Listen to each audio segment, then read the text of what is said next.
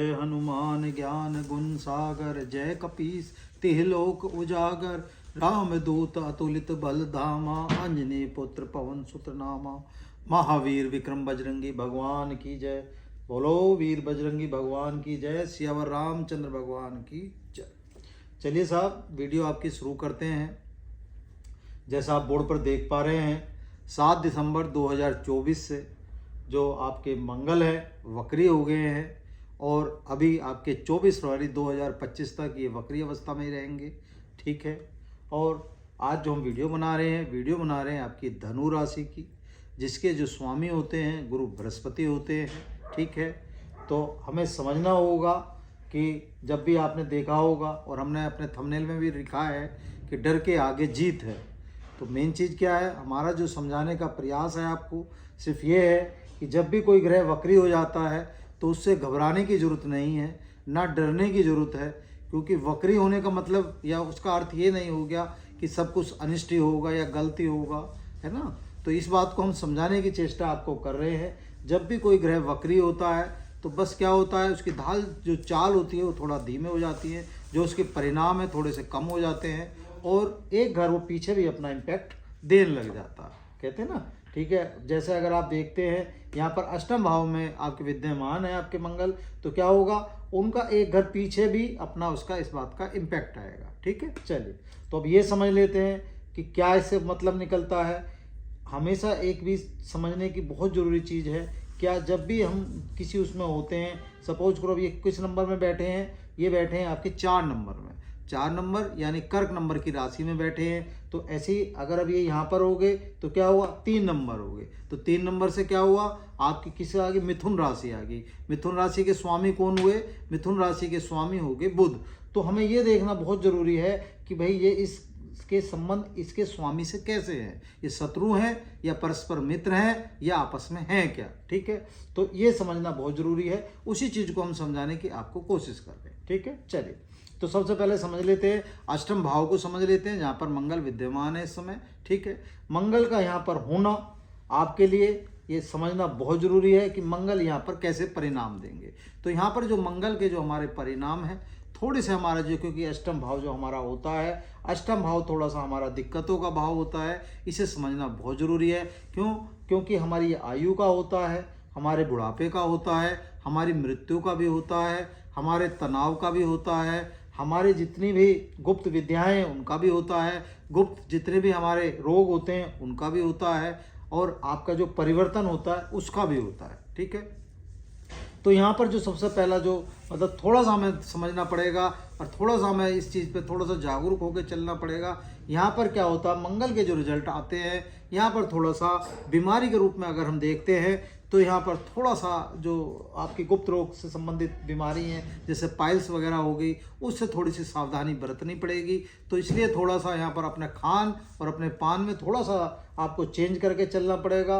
मंगल के हिसाब से थोड़ा सा व्यायाम वगैरह और सही तरीके से आप चलेंगे तो कहीं ना कहीं आपके लिए पूर्ण रूप से ये ठीक रहेगा और अच्छा रहेगा। ठीक है। यहाँ पर थोड़ा सा चोट लगने के भी हमें चांसेस दिखाई देते हैं अगर मंगल यहाँ पर होता है।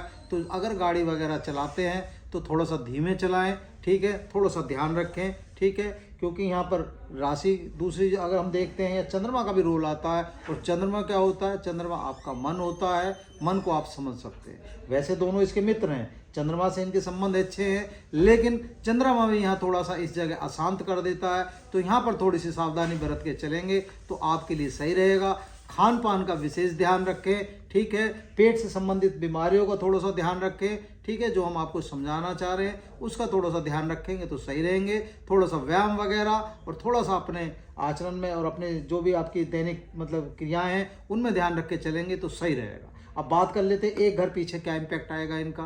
ठीक है। तो एक घर पीछे इम्पैक्ट देखते हैं तो यहाँ जो राशि है आपकी 3 नंबर की राशि होगी, जिसकी राशि के स्वामी होते हैं बुध। और बुध से भी हमने आपको बताया बुध से इनके संबंध अच्छे नहीं है क्योंकि शत्रु के रूप में आ गए। और ये भाव जो हमारा होता है ये हमारी पार्टनरशिप का होता है, हमारे गृहस्थी का भाव होता है, हमारे व्यवसाय का भाव होता है।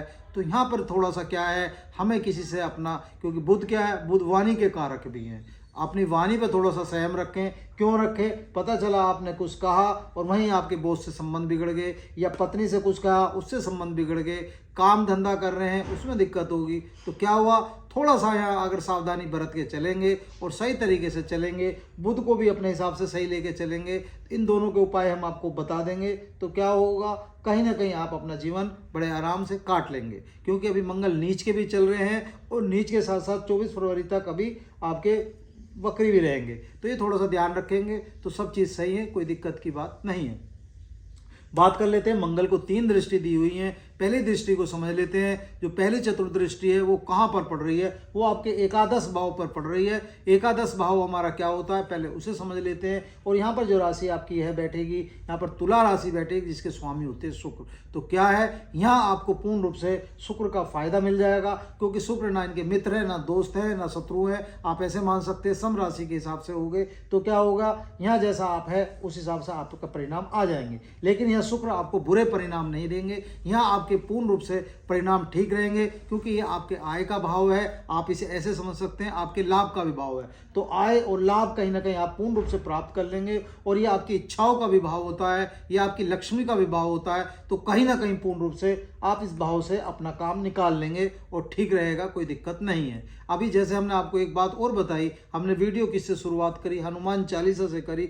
तो हमारा कहने का जो तात्पर्य है, मंगल को हम किससे रिप्रेजेंट करते हैं, मंगल को हम हनुमान जी से रिप्रेजेंट कर रहे हैं। तो क्या है, कोशिश करें जितनी हनुमान जी की उपासना करेंगे उतना आपके लिए अच्छा रहेगा और लाभकारी रहेगा और मंगलकारी रहेगा। तो हनुमान चालीसा और बजरंग बाण का पाठ अपना करते रहे और पूर्ण रूप से मंगल अपना जीवन व्यतीत करते रहे। ठीक है, बात कर लेते हैं अगली उसकी दृष्टि की। अगली दृष्टि पड़ रही है आपके द्वितीय भाव पर। तो द्वितीय भाव किसका होता है, धन का होता है और आपके कुटुंब का होता है। और धन के कारक कौन है, धन के कारक होते हैं आपके गुरु बृहस्पति, जो आपके स्वामी हैं। तो कहीं ना कहीं वो तो आपको धन का सपोर्ट कर ही रहे हैं, ऐसी कोई दिक्कत नहीं है। लेकिन यहाँ पर जो राशि हमारी विराजमान है उसे समझना होगा।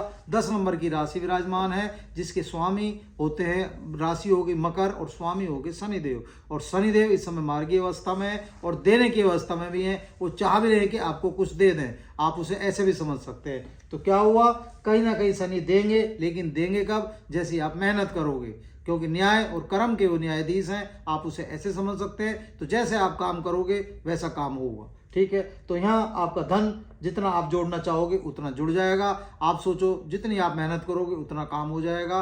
कुटुंब आपका ठीक रहेगा, कहीं दिक्कत नहीं होनी चाहिए। तो कहीं कहने का जो तात्पर्य हमारा है कि कहीं ना कहीं आप अपने हिसाब से अपना काम चला लोगे। बात कर लेते हैं अगले भाव की। अगला भाव आपके किसका भाव हो गया, तृतीय भाव हो गया। और तृतीय भाव हमारे पराक्रम का और हमारे परिश्रम का होता है, हमारी यात्राओं का होता है, हमारे छोटे भाई बहनों का होता है, हमारे पत्नी के सुखों का होता है। तो क्या हुआ, यहाँ पर भी वही शनि का रोल आता है। अगर आप मेहनत करेंगे तो ऐसा नहीं है कि शनि से आपको फायदा नहीं होगा, क्योंकि शनि भी इनके सम हो गए, कहीं ना शत्रु में आए ना मित्र में आए। लेकिन हाँ ठीक है, और शनि क्या है, शनि खासकर बात वही आती है, शनि जैसे आप कर्म करते हो वैसा आपको फल दे देते हैं। तो जो आप मेहनत करोगे, जो आप परिश्रम करोगे, जो आप पराक्रम दिखाओगे, यहाँ कहीं ना कहीं आपको यात्राओं से, आपके व्यवसाय में जो भी आप काम करना चाहते हो, कहीं ना कहीं पूर्ण रूप से थोड़ी सी मेहनत तो ज़्यादा कराएंगे शनि, लेकिन उसका फल आपको 100% देंगे। इस बात का आप समझ सकते हैं। ठीक है, और छोटे भाई बहनों का थोड़ा सा विशेष ध्यान रखें। क्यों, क्योंकि जब कोई ग्रह नीच का होता आता है, अभी आपने देखा, तो उसकी जो दृष्टि है, उसकी दृष्टि भी कहीं ना कहीं खराब हो जाती है। आप उसे ऐसे समझ सकते हैं, लेकिन घबराने की जरूरत नहीं है। जो भी हमने आपको बताया, आपको प्रयास क्या करना है, आपको प्रयास हमने जो बताया, हनुमान चालीसा का पाठ करते रहे, बजरंग बाण का पाठ करते रहे, सब चीज़ आपके फेवर में रहेंगी और सही रहेंगी। आपके धनु राशि है, धनु राशि के स्वामी कौन होते हैं, धनु राशि के स्वामी होते हैं गुरु बृहस्पति। तो गुरु बृहस्पति के लिए आपको कोशिश करनी चाहिए कि केसर का तिलक अगर लगा सकते हैं तो पूर्ण रूप से आपके लिए अच्छा रहेगा और उत्तम रहेगा। केसर का तिलक जब भी आप लगाते हैं, मस्तक पर भी लगाएं, अपनी वाणी पर, अपनी जीवा पर भी लगाएं और अपने कंठ पर भी लगाएं। तो इन तीनों को अगर आप लगाएंगे, जो इन तीनों का कॉम्बिनेशन होएगा, आपके जीवन में पूर्ण रूप से फायदा होगा। आप इसे ऐसे समझ सकते हैं। और एक उपाय के तौर पर एक रेमेडीज आपको और बता देते हैं। गुरु बृहस्पति के हिसाब से अगर पूर्ण रूप से धन की कृपा अगर अपने ऊपर चाहते हैं तो बृहस्पति के वार अपना हल्दी दूध में डाल के पिएं। पूर्ण रूप से आप देखेंगे, अपना 2 बृहस्पतिवार आप करके देख लें, आपको समझ में आ जाएगा कि गुरुजी ने आपको क्या बताया था, क्या नहीं बताया था, आप खुद अंदाजा लगा लेंगे इस बात का। ठीक है, अगर आपको इसका इम्पैक्ट मिले, आपको इसका फायदा हो, तो प्लीज़ कमेंट में जरूर बताएं। हमारा आपसे हाथ जोड़ के निवेदन है। ठीक है, उम्मीद है आपको जो हमने समझाया आपको समझ में आया होगा। वीडियो अच्छी लगे तो प्लीज़ लाइक करें, शेयर करें। ठीक है, धन्यवाद।